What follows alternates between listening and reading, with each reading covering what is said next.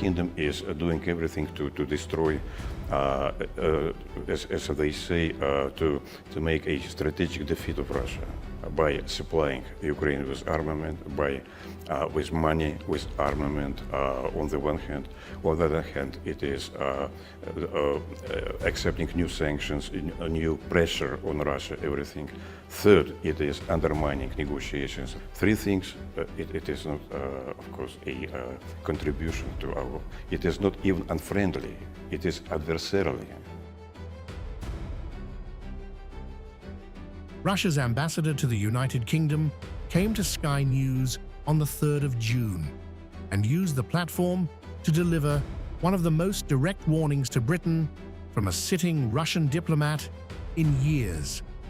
In an intensive exchange with presenter Yalda Hakim, Andrei Kelin didn't soften his country's position. He sharpened it. He made it clear that the Kremlin is no longer operating under the conventional rules of diplomatic politeness, signaling a profound shift in how Moscow views its relationship with the United Kingdom.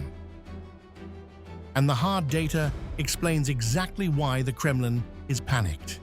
The UK has committed a massive $21.8 billion in total support to Ukraine since the war began, with over $13 billion strictly carved out for military aid and financing. Even as the diplomatic landscape shifts globally, London is locking in a record-breaking $4.5 billion military package for the current cycle alone.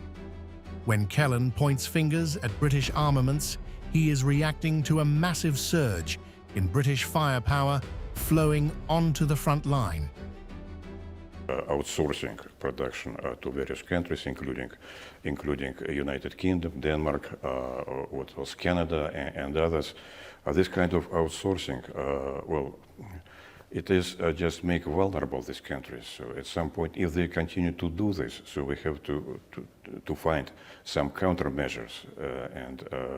I'm not speaking about which, but we know the addresses. We have published it publicly, and it will be easy targets.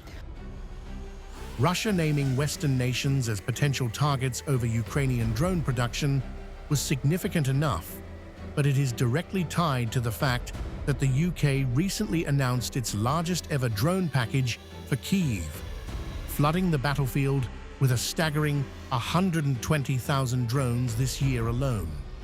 Recognizing the escalation, Hakim pushed further, and Kelin's answer left absolutely no room for ambiguity. Does that include the UK? Why not, of course. If Ukraine is supplying Ukrainian army with armament, yes, it will be including UK. Is that a warning, a threat? Nothing it is. It is just, we are on different sides of this story with the United Kingdom. Britain has spent years building a hyper-aggressive sanctions regime designed to choke Russia's war economy. In fact, British Prime Minister Keir Starmer and Ukrainian President Volodymyr Zelensky have consistently spoken with one voice against Moscow, reinforcing their alliance through a historic 100-year partnership agreement. In a twist of pure timing, on the exact day of this interview, Starmer and Zelensky were coordinating a fresh UK crackdown on Russian cryptocurrency pipelines used to fund the war. Yet, Kelin's response to this united British effort was brief and contemptuous. UK sanctions has been announced. I wouldn't say that they have changed anything in our policy at all. We hardly notice, of course, what they are doing. Yes, there are sanctions, and there is an effect of these sanctions, a cumulative effect on it. But we still deal with that. We are not ruined. The economy is not ruined. It's very far from it.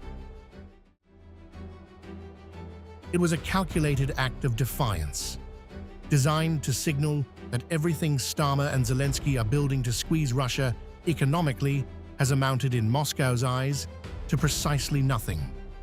And when Hakim asked the one question that cuts through all of it, can Russia and Britain ever rebuild their fractured relationship?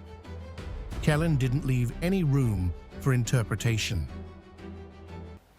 And you think that Russia can rebuild its relationship with the UK? In a distant future, perhaps, but not with this government. As Starmer and Zelensky continue to forge an independent European security bloc to sustain long-term pressure on Russia, the Kremlin has laid its cards on the table. The message from Moscow to London is now firmly on the record.